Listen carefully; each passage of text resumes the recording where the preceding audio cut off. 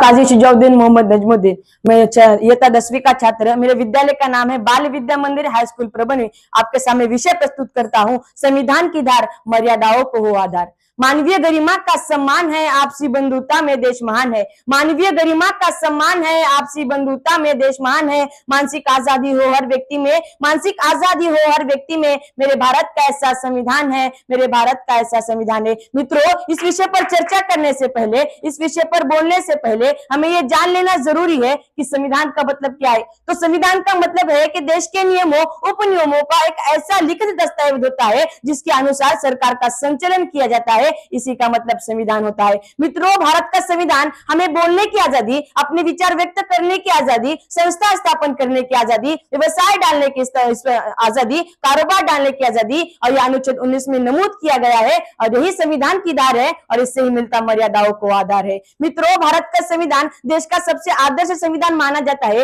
इसलिए हम भारतवासियों को सभी संविधान की तरदूदी मालूम होना चाहिए, क्योंकि अगर हम भारत के संविधान के अनुसार अपना कारोबार चलाएंगे तो हमारा भारत देश जागतिक महासत्ता होने से नहीं रुक पाएगा। लेकिन मित्रों, हमारे भारत देश में ऐसे कई लोग हैं जो पैदा भारत में हुए, रहते हैं भारत में, खाते हैं भारत में, कमाते हैं भारत में, लेकिन भारत देश जो किताब पर चलता है वो किताब को कभी हमने हाथ में लेकर देखा है तो नहीं। पढ़ना तो बहुत दूर की बात है। इसका मतलब संविधान का इस्तेमाल सिर्फ वकील, पुलिस, सरकार इन्होंने ही करना चाहिए क्या? हमने नहीं। ये सोचने और समझने वाली बात है। मित्रों, हमारे भारत का संविधान ऐसा है जो सबको समान न्याय देता है। अगर ये लागू नहीं होता तो मैं यहाँ खड़ा नहीं हो पाता। मित्रों, हमारे भारत के संविधान की महत्वपूर्ण विशेषता यह है कि अगर यह लागू नहीं होता तो हम कहीं गाय भैंस चराकर अपना जीवन व्यतीत कर रहे होते। लेकिन भारतीय संविधान के अनुसार अनुच्छेद 12 से 35 नागरिकों के मौलिक अधिकार, इसी अनुच्छेद का उपयोग करके, इसी अनुच्छेद का इस्तेमाल करके आज मैं यहाँ पर अपने विचार प्रस्तुत कर सक रहा हूँ। इसलिए मैं कहना